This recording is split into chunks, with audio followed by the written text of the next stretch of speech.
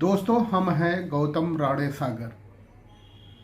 देश में एक अतुलनीय कार्यक्रम जिसका नाम है हम भारत के लोग एक ताकत कार्यक्रम में आप सभी साथियों का स्वागत। परिचर्चा को आगे बढ़ाते हैं।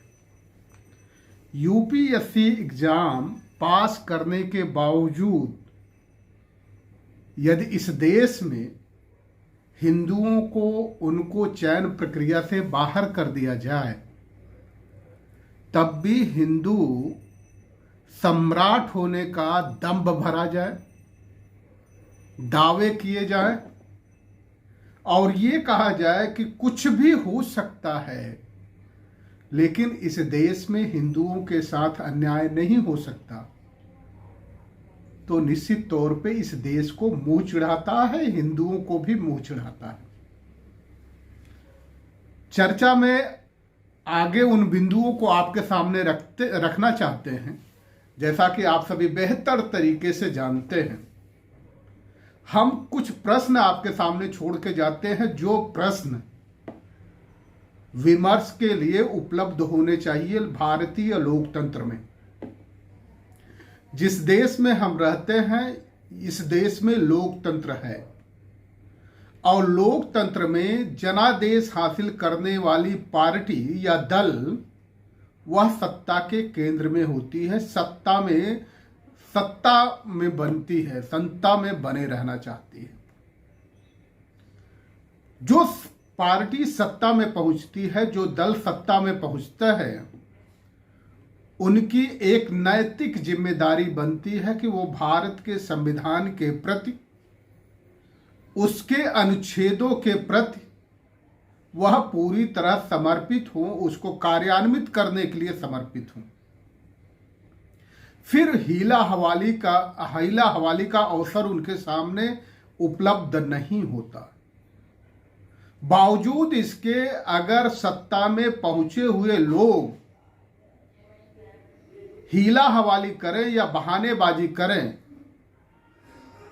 तो अर्थ साफ निकलता है कि उनके अंदर नैतिक चरित्र नहीं रह गया है।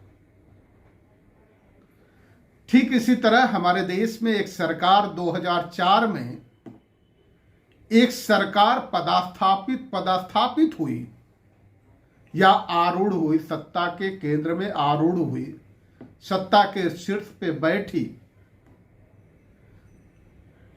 बैठते ही उसने दावा प्रस्तुत किया कि हमारे रहते हुए इस देश में हिंदुओं के साथ कोई दुर्व्यवहार नहीं हो सकता, कोई अन्याय नहीं हो सकता, कोई अत्याचार नहीं हो सकता, उनकी धार्मिक भावनाओं के साथ कोई खिलवाड़ नहीं कर सकता, उनके अधिकारों को छीनने की कोई कोशिश नहीं कर सकता।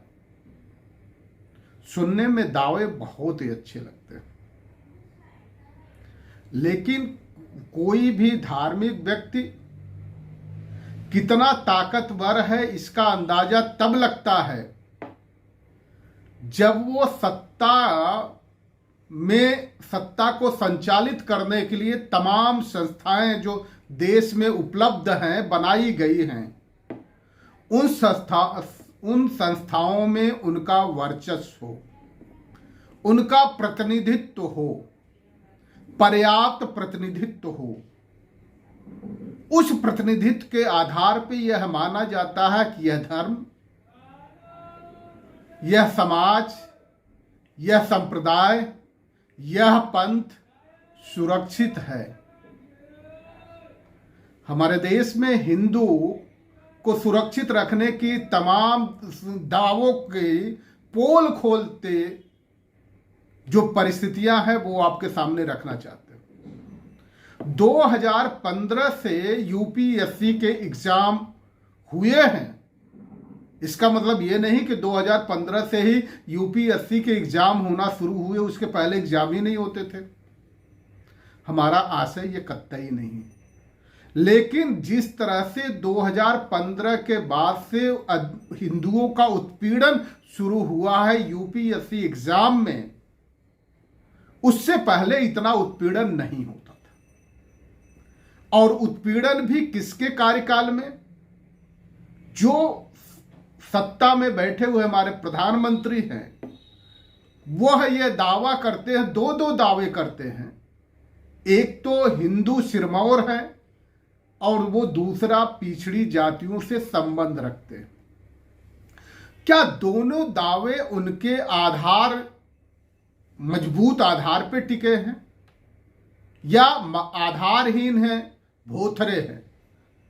वह समीक्षा विमर्श के लिए हम आपके सामने उस विषय के, उस प्रसंग को आपके सामने रखना चाहते हैं। 2015 में यूपीएससी के एग्जाम हुए जिसमें 1078 कैंडिडेट्स को चयनित घोषित किया गया। 1078 कैंडिडेट को चयनित घोषित किया गया और बकायदा जो DOPT, department of personal and training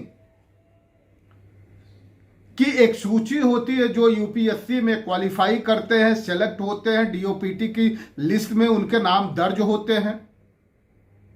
उसी के आधार पे उनको ट्रेनिंग के लिए तमाम जगहों पे भेजा जाता है। आईपीएस की ट्रेनिंग के लिए हैदराबाद भेजा जाएगा, तो आईएएस और आईआरएस की ट्रेनिंग के लिए मसूरी के बाद मसूरी भेजा जाएगा। तमाम जो हमारे ट्रेनिंग सेंटर्स हैं वहां भेजे जाते हैं। लेकिन जो सिलेक्शन हुआ वो केवल 902 लोगों का ही सिलेक्शन हुआ। बाकी लोग कहां चले गए? अगर 902 लोगों का ही सिलेक्शन हुआ तो बाकी लोग कहां चले गए? यह प्रश्न उठता है। इसमें से 120 लोगों को यह कह करके कि वो ओबीसी में क्रीमी लेयर में आ गए हैं, बाकायदा उनका सिलेक्शन हो गया। उसके पहले उनके जो सर्टिफिकेट्स होते हैं वो सर्टिफिकेट चेक किए जाते हैं। वो पहले ही कट ऑफ लिस्ट से पहले ही वो सर्टिफिकेट अपने उस डीओपीटी की लिस्ट पे जाकर के, वेबसाइट पे जाकर के वो अपलोड कर देते हैं। वेरीफाई भी होता है। प्रारंभिक एग्जाम भी उसी के आधार पे होते हैं, मुख्य एग्जाम परीक्षाएं भी उसी आधार पे होती है। कट ऑफ लिस्ट के बाद इंटरव्यू में भी उसी आधार पे बुलाया जाता है। बावजूद इसके सिलेक्शन होने के बावजूद 120 लोगों को डीओपीटी की लिस्ट से निकाल बाहर कर दिया गया। वो पिछड़ी जात के थे और शुद्ध हिंदू थे। शुद्ध हिंदू इसलिए कह रहे हैं कि जो धार्मिक मान्यताओं के अनुसार हमारे यहां आध्यात्मिक हमारे आइकॉन्स हैं, राम, कृष्ण, शंकर, तमाम जो आइकॉन्स हैं, उनकी वो बाकायदा आराधना करते हैं। उनके आराधना का पैमाना यह रहा कि जब डीओपीटी की लिस्ट से वो निकाले गए तो इस मंदिर से उस मंदिर, उस मंदिर से उस मंदिर, वो सारे कैंडिडेट दौड़ते हुए, मत्था टेकते हुए नजर आए। उनके इस क्रियाकलाप से, उनके इस धर्म के प्रति प्रतिबद्धता को देखते हुए यह नहीं कहा जा सकता कि वो हिंदू नहीं थे, कट्टर हिंदू थे। सारे मंदिरों पे उन्होंने प्रश्न नहीं उठाया कि भाई डीओपीटी की लिस्ट से हमारा नाम क्यों हटाया गया। वो मंदिरों के चक्कर लगाते नजर आए और आराधनाएं करते नजर आए कि किसी भी तरह से हमने जो इतना त्याग किया है, तपस्या किया है, मेहनत किया है और पास हुए हैं। ऐसा नहीं कि सिफारिश करना है, बाकायदा हमने उस एग्जाम को पास किया है। ऐसे पास किए गए एग्जाम के बावजूद भी हमारा सिलेक्शन नहीं हो पा रहा है, तो कोई आशीर्वाद हमें इन देवताओं को मिल जाए। लेकिन अगर यह शरारत कोई देवताओं की होती तो शायद आशीर्वाद मिल जाता। पिछड़ी जाति के लोग थे, जिस जाति से होने का दावा प्रस्तुत करते हैं हमारे देश के प्रधानमंत्री, और हिंदू धर्म के लोग थे, उनको भी डीओपीटी की लिस्ट से निकाल करके बाहर कर दिया गया। क्यों किया गया? दावे तो ये कहे गए कि ये क्रीमी लेयर के लोग थे, लेकिन फैक्ट ये है अगर पूरी विवेचना की जाए, सुराग रसी किए जाए, तो निष्कर्ष जो विवेचना आपके सामने आएगी, वो विवेचना यही गवाही दे रही होगी कि चूंकि ये हिंदू थे, पिछड़ी जाति के लोग थे, इसलिए शरारतन इनको बाहर किया गया। जिनकी इनकम 50,000 रुपए हो जाए, जिनके मां बाप की सारी इनकम 50,000 रुपए हो जाए और वो पिछड़ी जाति से संबंधित हो, उन लोगों को डीओपीटी की लिस्ट से बाहर कर दिया जाएगा अगर वो पिछड़ी जाति के हैं। यूपीएससी उन्होंने एग्जाम क्वालिफाई किया, लेकिन ये शरारत थी, शरारत की गई। इसलिए कि पिछड़ी जाति के लोग अगर आईएएस हो जाते हैं तो आईएएस की जिम्मेदारी आप बेहतर जानते हैं, सरकार द्वारा संचालित जितनी भी परियोजनाएं होती हैं, उन परियोजनाओं का धरातल पे यानी पब्लिक के बीच जो क्रियान्वयन करना होता है, उसकी जिम्मेदारी इन आईएएस लोगों की होती है। और अगर वो आईएएस बन जाते तो जिस समाज से वो आकर के पीड़ा झेल करके आए थे, तकलीफें उठा करके आए थे, उन्होंने तो संघर्ष कर लिया, तो उस परियोजनाओं को, सरकार की परियोजनाओं को वो उस समाज तक ले जाते, वो समाज अधिकारों से वंचित रहे, जैसा कि साजिश की गई है लंबे समय तक प्रवंचित रखने की। इसलिए इनको आईएएस नहीं बनने दिया गया।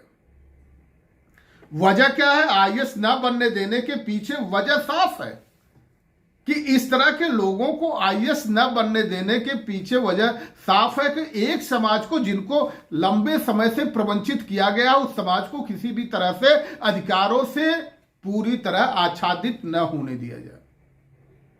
और 35 लोग तो ऐसे बच्चे थे जिनके मां बाप पीएसयूज में, पीएसयू पब्लिक सेक्टर अंडरटेकिंग में काम करते थे।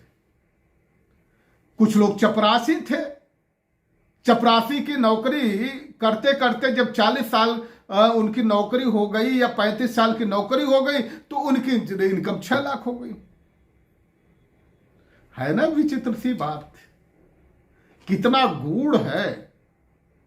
अगर 50,000 महीने की इनकम हो जाए और पिछड़ी जात से संबंधित है तो क्रीमी लेयर हो जाएगा, लेकिन 66,666 रुपए और 66 पैसे इनकम पाने वाला व्यक्ति, अगर वो फॉरवर्ड है, ब्राह्मण है, क्षत्रिय है, वैश्य है, तो वह आएगा इकोनॉमिकली वीकर सेक्शन में।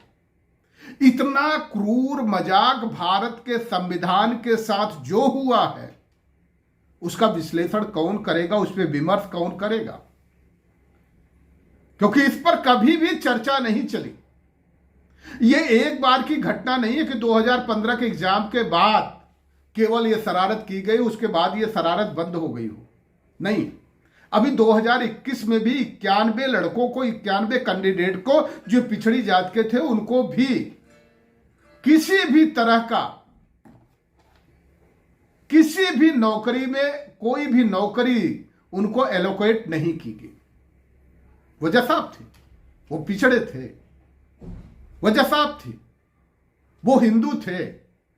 लेकिन वो हिंदू तब काम आते हैं, उनका हिंदू होना तब सार्थक होता है जब किसी सांप्रदायिक पार्टी को वोट देना हो, हिंदू के नाम पे वोट देना हो, तब तो वो उपयोगी हैं।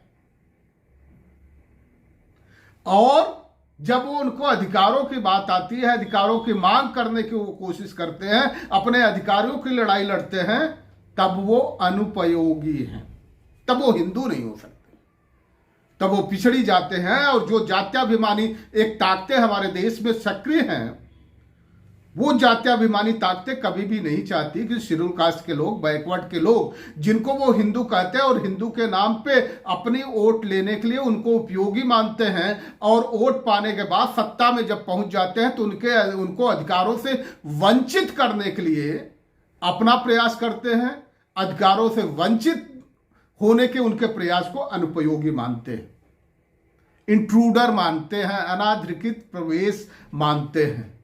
इस अनाधिकृत प्रवेश जो उन्होंने बना लिया है, ये 91 लोग फिर से, और हर साल कुछ न कुछ कैंडिडेट इसी तरह से डीओपीटी की लिस्ट से निकाल दिए जाते हैं, शरारतन निकाल दिए जाते हैं। इस पे विमर्श करने की आपको जरूरत है और ये समझने की जरूरत है क्या वाकई हिंदुओं की रक्षा यहां हो रही है या एक बड़े समाज को हिंदू के नाम पे अपने लिए उपयोगी जब तक है तब तक तो उनका उपयोग किया जाए, दुरुपयोग किया जाए, और जैसे ही वो अपने अधिकारों की मांग करना शुरू करें वो हमारे लिए अनुपयोगी हो। ये संविधान पे एक खतरा मंडराया रहा है, संविधान के प्रतिकूल ये गतिविधियां चल रही है। इस पे विमर्श करने की जरूरत है, आपको चिंतन करने की जरूरत है, सतर्क होने की जरूरत है।